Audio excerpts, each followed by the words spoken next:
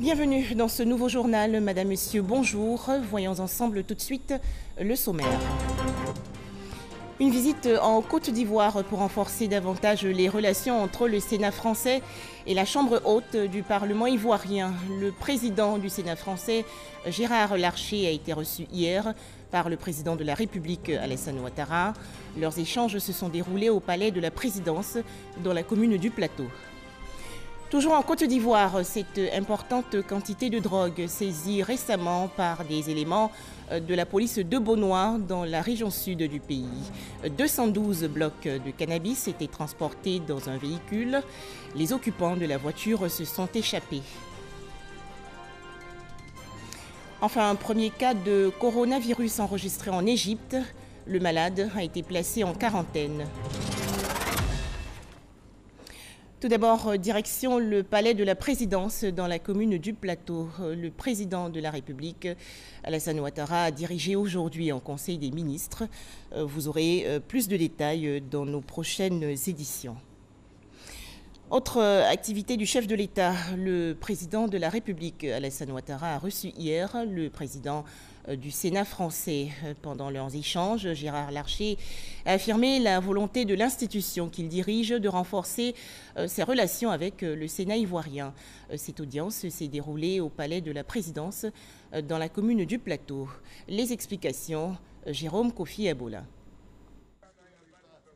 On l'appelle Gérard Larcher et il est le président du Sénat français. C'est à ce titre qu'il a rencontré ce mardi le président ivoirien Alassane Ouattara. Gérard Larcher au palais présidentiel de Côte d'Ivoire est à la tête d'une importante délégation. Il a indiqué avoir échangé avec le président Alassane Ouattara non seulement sur les relations bilatérales mais aussi et surtout sur les valeurs de confiance que porte la Côte d'Ivoire sous le leadership du chef de l'État ivoirien. Pour nous, la Côte d'Ivoire est un point d'appui pour un certain nombre de valeurs dans une sous-région, et c'est le point que nous venons d'évoquer avec le président de la République, dans lequel nous avons ensemble des inquiétudes. Inquiétudes au nord, inquiétudes sur le dossier malien, inquiétudes sur le dossier libyen. C'est l'objet de nos échanges. Enfin, avec le président du Sénat, nous avons voulu hier, en visitant l'Institut Polytechnique Félix Houphouët-Boigny, regarder l'excellence de la relation aussi entre nos deux pays, mais en direction de la jeunesse. Je ne vous cache pas que nous avons l'objectif que nos jeunes soient formés dans un pays qui connaît depuis maintenant près de 10 ans une très forte croissance, Monsieur le Président, et que nos jeunes soient formés, mais qu'en même temps nous résolvions ensemble un certain nombre de choses qui sont le développement, la lutte contre la misère. En venant en Côte d'Ivoire, Gérard Larcher répond à l'invitation de son homologue ivoirien, le président du Sénat ivoirien Jeannot Kouadio Aoussou. Sa présence sur le sol ivoirien s'inscrit dans le cadre de sa participation au premier forum du Sénat ivoirien avec les collectivités territoriales les 17 et 18 février 2020 à Yamoussoukro. Le président du Sénat français, distingué hier par l'État de Côte d'Ivoire, Gérard Larcher, a été élevé au rang de commandeur dans l'ordre ivoirien, et cela en reconnaissance de son engagement aux côtés du Sénat ivoirien. Cette cérémonie de décoration s'est déroulée à la Grande Chancellerie. C'est un reportage de Abdoulaye Koné. Après sa participation au forum du Sénat avec les collectivités territoriales à la Fondation Félix Houphouët-Boigny de Yamoussoukro et une audience avec le chef de l'État, Gérard Larcher, a salué la tenue des assises de Yamoussoukro. Notre Sénat, plus que bicentenaire, est fier d'avoir pour frère, jeune frère, un sénateur de 2 ans, mais qui a démontré par le Forum des collectivités territoriales son engagement pour la représentation des collectivités territoriales, pour le principe que chacune des collectivités est importante, qu'il n'est nul point qui ne serait oublié, abandonné dans une République qui doit être attentive à chacun de ses enfants. Mais avant de quitter la Côte d'Ivoire, le président du Sénat français a été fait commandeur dans l'ordre national, une distinction qu'il apprécie à sa juste valeur. En portant cette croix de commandeur. J'y vois tout simplement l'attention et le renforcement de l'amitié entre nos deux Sénats et entre nos deux pays. Rappelons que ces 48 heures d'échange s'inscrivaient dans le cadre du renforcement des relations entre les Sénats ivoiriens et français, une occasion pour les sénateurs des deux pays de partager leur vision pour l'avenir. Yamoussoukro, dans la région centre du pays, fin hier du premier forum dédié aux collectivités territoriales. Les travaux et échanges ont permis d'identifier les obstacles majeurs à une décentralisation réussie. À noter également que les sénateurs ivoiriens ont fait plusieurs recommandations, notamment le renforcement du pouvoir décentralisé. Les explications de Mahama Traoré. Donner plus de vitalité au développement local pour ainsi améliorer les conditions de vie des populations. Si cette mission revient en premier lieu aux élus locaux, eux réclament à leur tour plus de moyens à l'État. Cette problématique a été au cœur des 7 panels qui ont meublé ce premier forum du Sénat. Entre autres sujets abordés, la participation citoyenne dans la gestion des collectivités territoriales ou encore celui du budget participatif. Le budget dont dispose la mairie est mis en place pour être utilisé dans l'intérêt exclusif de la population. Pour que ça corresponde à leurs besoins, il faut qu'ils aient été là au moment du choix des projets à financer. La participation citoyenne est, on va dire, l'épine dorsale de la décentralisation. Il n'y a pas de décentralisation sans citoyens. Voilà, le processus est fait pour que les populations participent. Le plus important, c'est d'évoluer vers une autonomisation de nos localités qui nous permettent de générer sur place les ressources nécessaires au bon fonctionnement de ces localités-là. Nous retenons ici que la formation est toujours la bienvenue. Et moi, en tant qu'un nouveau maire, j'ai besoin de cette formation-là pour avancer et pour administrer mes populations. Ces échanges ont aussi permis de recenser les difficultés liées à la mise en œuvre de la politique de décentralisation.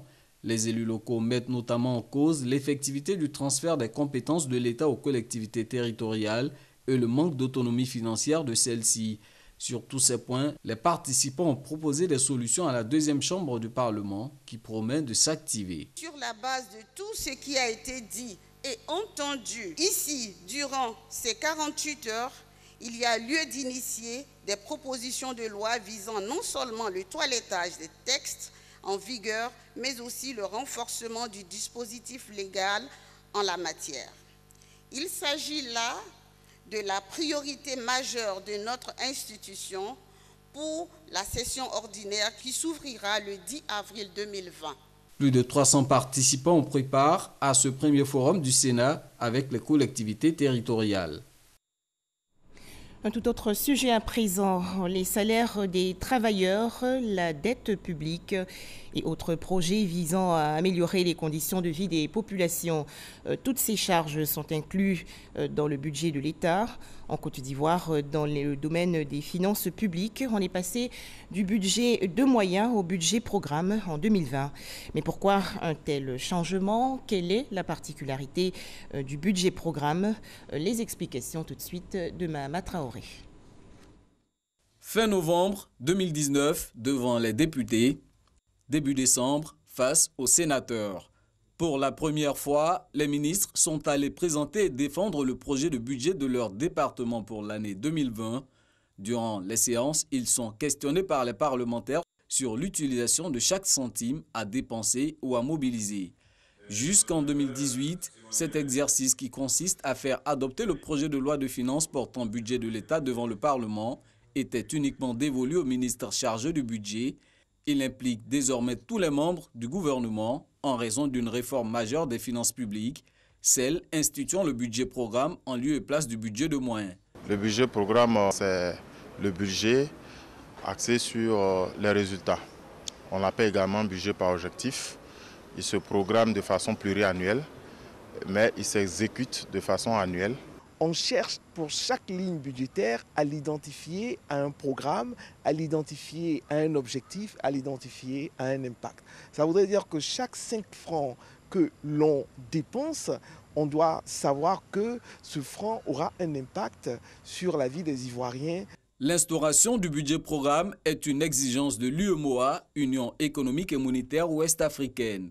Depuis 2009, l'institution a émis une série de directives visant une gestion saine et rigoureuse des finances publiques au sein des 8 États membres. Objectif, conforter la croissance économique de la zone franc en misant sur l'efficacité de la dépense publique. La réforme vient ainsi changer la configuration du budget de l'État. Les lignes budgétaires sont désormais définies sous le triptyque « un programme, des actions et des activités ».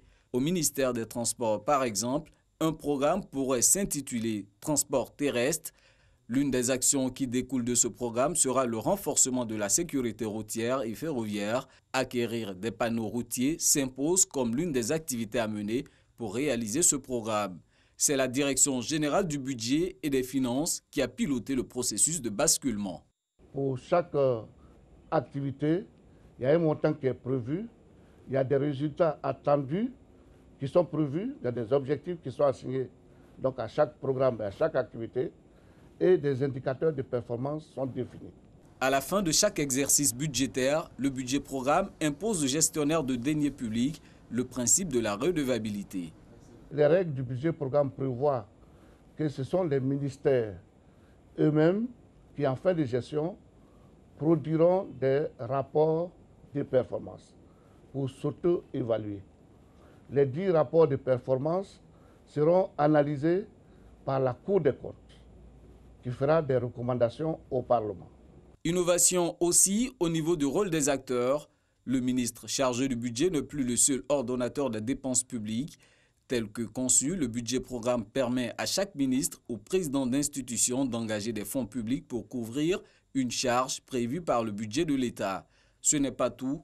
Les prérogatives des DAF, directeurs administratifs et financiers, changent, même leur dénomination. Ceux qui joueront la fonction de DAF dans la nouvelle organisation seront appelés RFI, c'est-à-dire responsables financiers du ministère.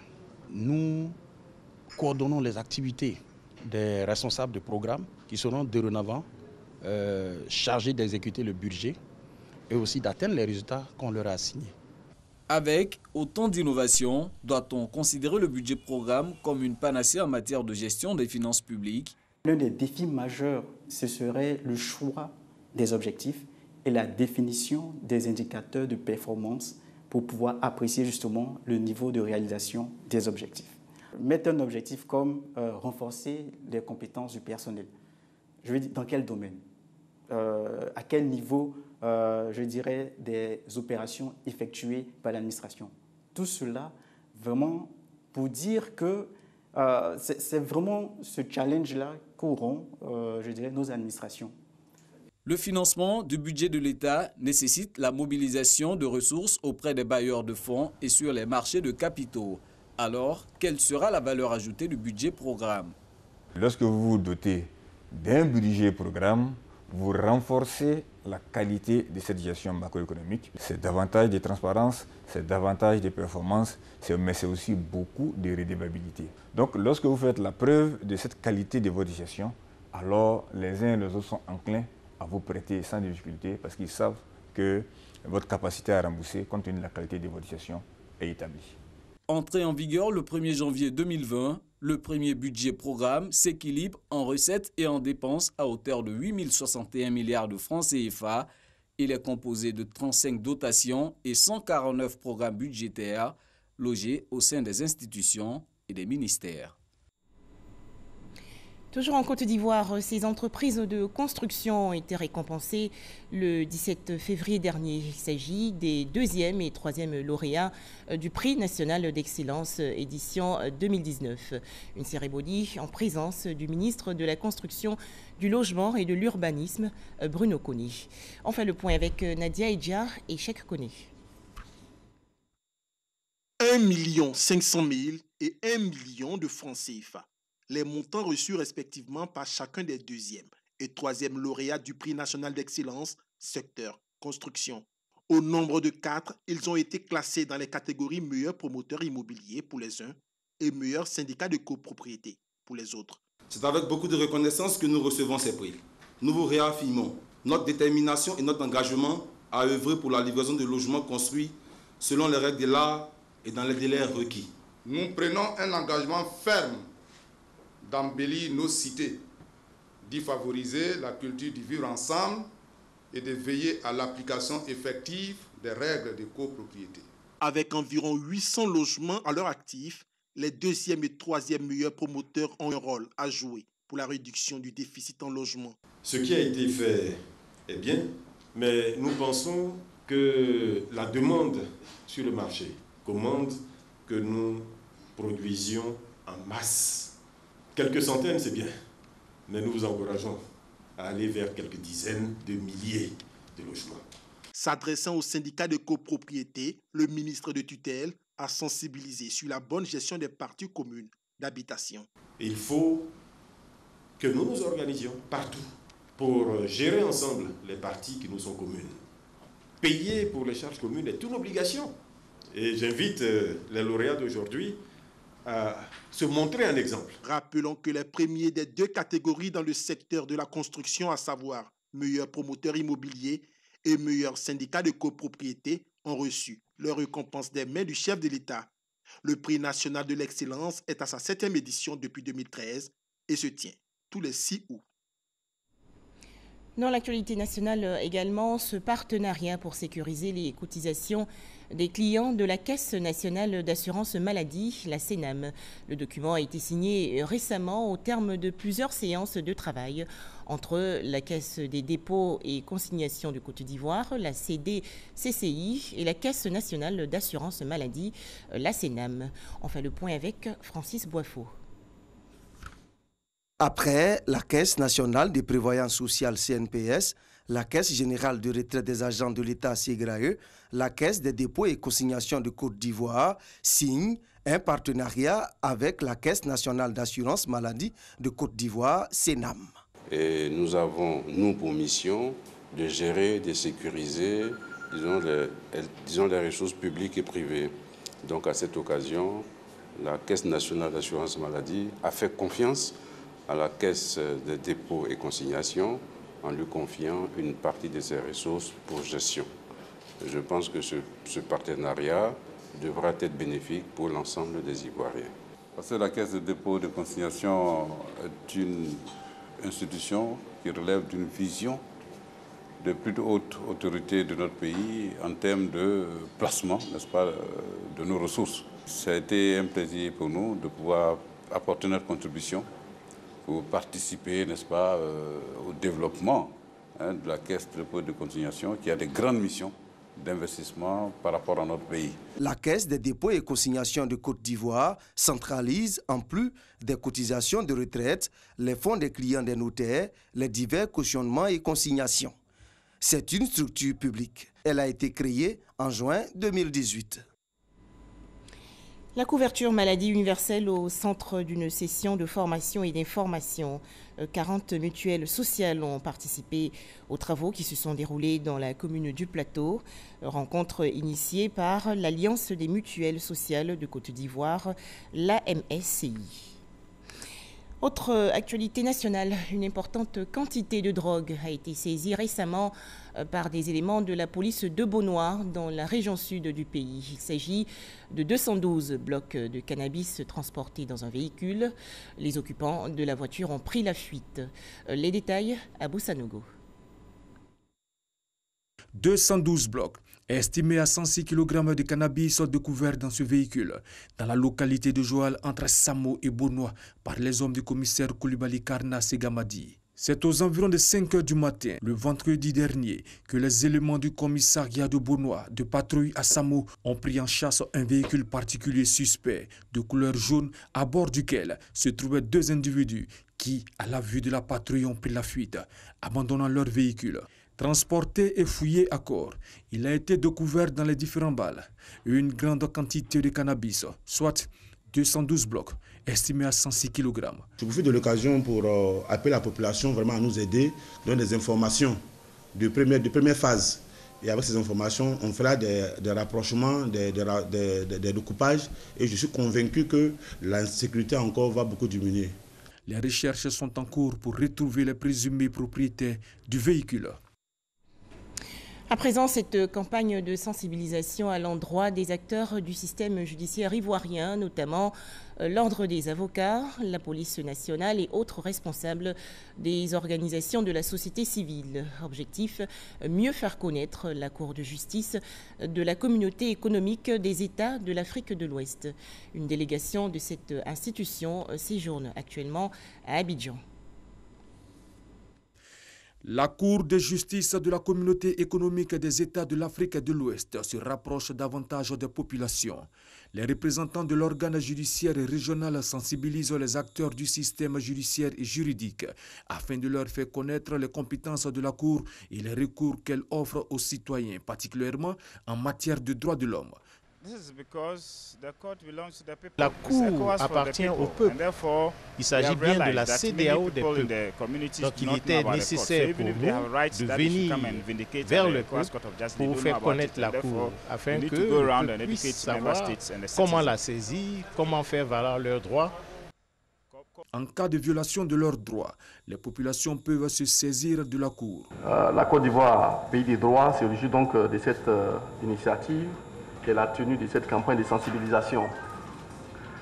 Nous osons croire qu'au sortir de cette campagne, les populations ivoiriennes et tous les acteurs du système judiciaire et juridique de notre pays se sentiront encore plus proches de leur cour de justice. Cette campagne de sensibilisation à Abidjan démontre de l'intérêt que le pays accorde à la protection des droits de l'homme. Plusieurs autres rencontres sont prévues avec des institutions et les forces vives de la nation. Voilà, on faisait le point avec Abou Sanogo. Le ministère ivoirien de l'Éducation nationale se dit satisfait de sa collaboration avec l'Université de Grand Bassam. En effet, le projet intitulé Feeder Schools et lancé en 2011 par ces deux institutions a réussi. Ce programme vise à renforcer les capacités des élèves des lycées et à les préparer aux études dans une université internationale compétitive. On en parle avec Michel Digri. 9 ans après la signature du protocole de partenariat entre le ministère de l'Éducation nationale et l'Université internationale de Grand Bassam, les deux parties sont satisfaites de leur collaboration. L'initiative Feeder Schools a permis de former des milliers d'étudiants issus des écoles d'excellence au leadership, tout en leur permettant d'être créatifs, éloquents et performants. Nous sommes chargés de diffuser le savoir scientifique et intellectuel en Côte d'Ivoire et en Afrique. C'est pourquoi nous tenons à nouer des partenariats avec plusieurs organismes, avec les ministères et particulièrement le ministère de l'Éducation nationale. Cette collaboration-là a des effets absolument positif sur le système éducatif.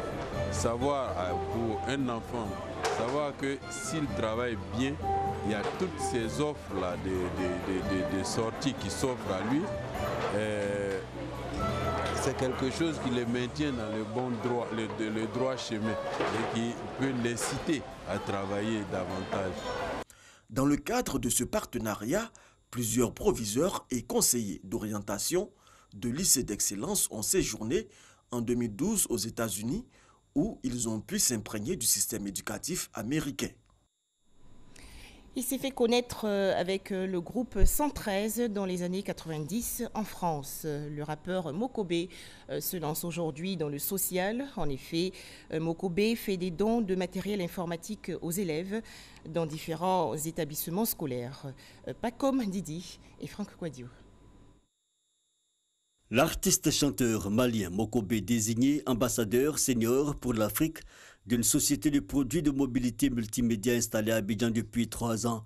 Pour 2020, cette société s'engage dans le domaine de l'éducation à travers la production de petits ordinateurs mobiles, pratiques, performants pour enfants et adolescents. Une star de la musique urbaine, mais aussi un enfant bien singulier, le petit Maël, le fils de l'artiste, le défunt Didier Arafat, associé au projet. Nous cherchions un parrain pour le projet éducation de 2020. Et Maël a été tout de suite le très beau candidat parce que Maël est premier de sa classe. Nous, ce qu'on voulait, c'était un enfant qui travaille très bien. Didier Drogba, le footballeur, et des stars de la musique apportent aussi leur soutien. Je pense qu'un monde éduqué est un monde prévenant et prévoyant. Donc je pense que c'est important et le geste de Mokobe est à saluer. On va continuer encore à faire des actions à travers les écoles en Côte d'Ivoire, mais aussi un peu partout en Afrique, et aussi inciter justement les autorités, inciter aussi les grandes entreprises à prendre conscience qu'il est important aussi d'apporter de l'aide aux enfants. Pour matérialiser leurs activités, Mokobe Maël et le partenaire ont fait des dons d'ordinateurs dans des établissements des communes de Yopougon et d'Abobo. Un nouveau livre pour l'écrivain ivoirien Foi Ernest de Saint-Sauveur. Fini donc les œuvres de fiction. Cette fois, c'est un essai intitulé « L'antichambre du royaume ». Pour Foi Ernest de Saint-Sauveur, il faut une nouvelle prise de conscience des Africains. Les explications dans ce reportage de Franck Quadio. L'antichambre du royaume. Un essai critique de la société réussi par un observateur avisé. Foi Ernest de Saint-Sauveur aborde un nouveau genre, celui de l'essai, en questionnant l'histoire, 362 pages pour sonner l'éveil des forces vives du continent. J'aborde une thématique qui me semble importante actuellement, c'est celle de la prise de conscience de l'Africain, de sa réalité en tant qu'être humain, et de son apport à la civilisation humaine. Une œuvre qui dénonce les facteurs de l'échec, mais énonce aussi l'espoir pour l'éveil de l'Afrique. La jeunesse est interpellée. Il veut la renaissance de l'Afrique. Il veut sauver l'homme.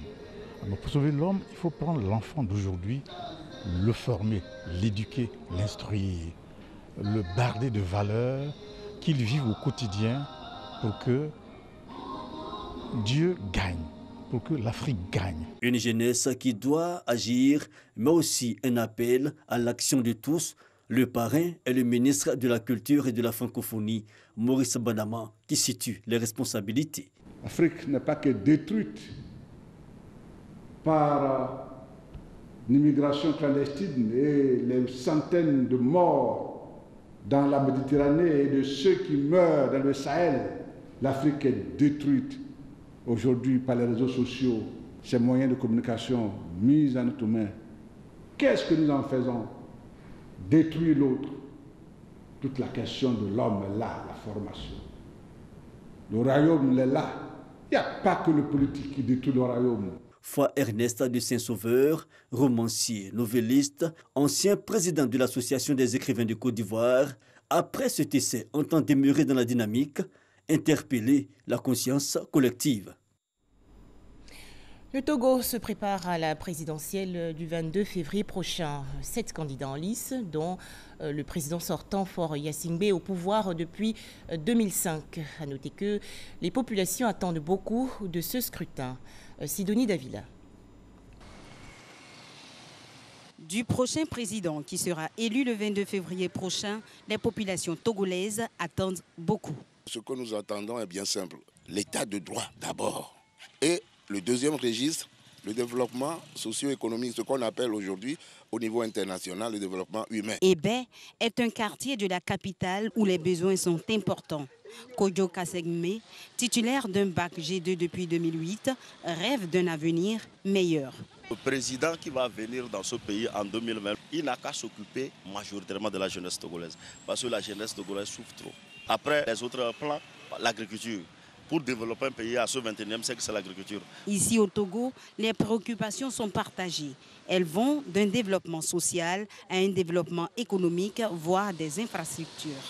Mais pour Komlan Ake, il faut la paix, mais surtout l'amour entre les Togolais pour que tous ces besoins soient une réalité. Moi, je veux la paix, l'amour.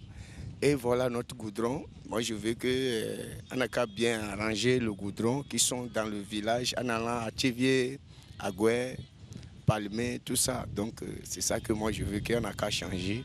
Le 22 février prochain, environ 3 millions d'électeurs iront choisir entre 7 candidats en lice. Des images pour terminer. L'Égypte a diagnostiqué un cas de contamination au coronavirus, désormais appelé Covid-19 par l'Organisation mondiale de la santé. En Chine, en revanche, le bilan des morts continue de grimper, plus de 2000 décès. Aucun vaccin n'a encore été trouvé. C'est la fin de ce journal. Merci de nous avoir suivis. Je vous retrouve demain, jeudi, avec beaucoup de plaisir.